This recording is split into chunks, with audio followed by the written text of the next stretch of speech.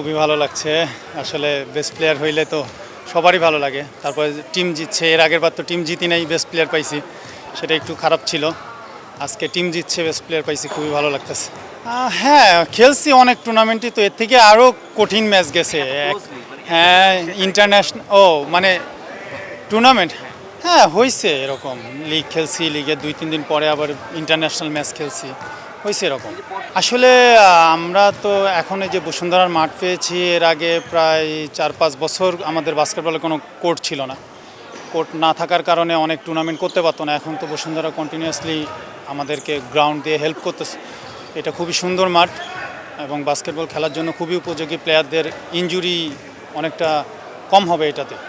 আসলে বাস্কেটবলে ম্যাক্সিমাম ডিফেন্সেরই হয়। ডিফেন্সের মধ্যে আর্মি, নেভি, এয়ারফোর্সের মধ্যেই খেলা বেশি হয়। আপনার পৃষ্ঠপোষকতা নাই, স্পন্সর নাই। বাইরের জেলাগুলোতে আমাদের আসলে সেরকম বাস্কেটবলের কোনো কোর্ট নাই। কোর্ট থাকলেও সেখানে দেখা গেছে খেলা হয় না। খেলা হবে কীভাবে? আপনার ক্রিকেট, ফুটবল নিয়েই মানুষ বেশি ব্যস্ত। আমাদের স্পন্সর নাই ফেডারেশনে তেমন।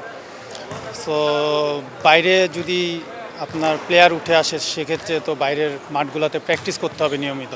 সেই সুযোগ তো আমাদের বাস্কেটবলে নাই ঢাকা কেন্দ্রিকের জন্য। আমি আসলে ফেডারেশনের কাছে আশা করব যে খেলাগুলো আসলে জেলাভিত্তিক কিছু যদি ছড়াই দিতে পারে, বা আমাদের বাংলাদেশে যারা কোচ আছে, কোচদেরকে যদি জেলাতে 1 মাস হোক, 2 মাস হোক কন্টিনিউয়াসলি ট্রেনিংয়ের জন্য পাঠায়, দেখা গেছে ছেলেপেলে আরও উৎসাহ হবে খেলার জন্য।